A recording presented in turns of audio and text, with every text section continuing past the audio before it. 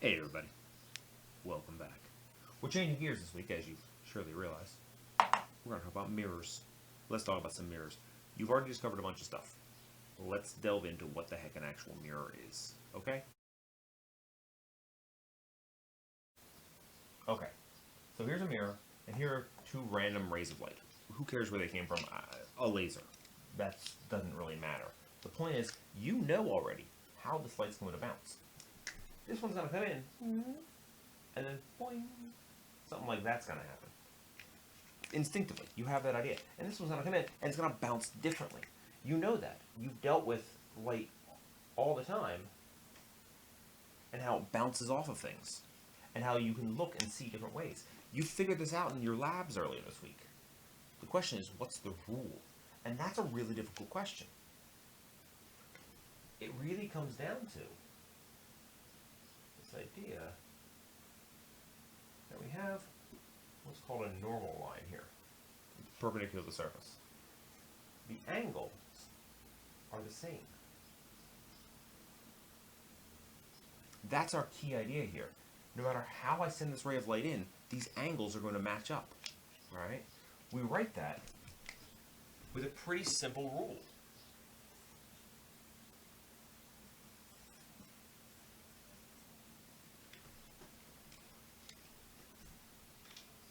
Theta in is theta out.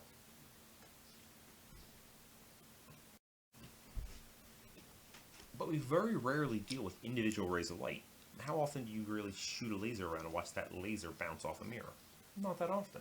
We deal with objects, like you or me or your foot or whatever. And those objects are sending out rays of light in all directions. That's why anyone from any angle can see you, not just from one side. So we show this in our picture as, hey, here's an object shooting out rays of light in all directions. Is this all the rays of light that exist? No, but you get the idea. All right? And what we do is we look at how those rays of light go toward the mirror.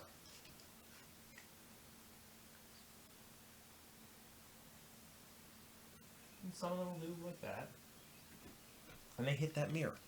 And every single one of those rays of light bounces off the mirror. And they all follow this rule.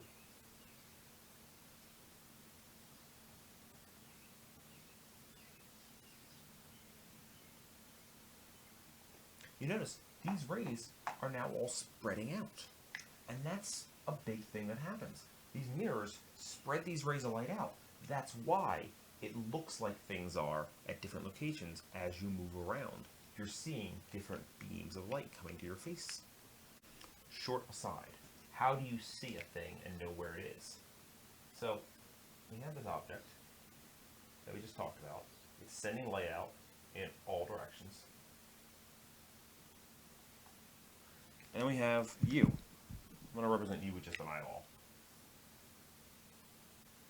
There's you. It's your eyeball. Nose. Smile. That's you.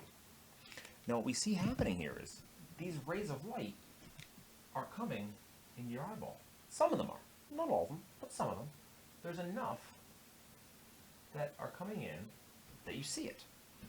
And what you do is your brain actually traces those rays of light back to where they look like they're coming from. And you say, ah, there's an object there. If there was an object somewhere else, say down here, we look at those rays of light coming from it. None of the rays of light that would look like they're from up here reach your eye. You trace these rays back and say, ah, there's another object down there.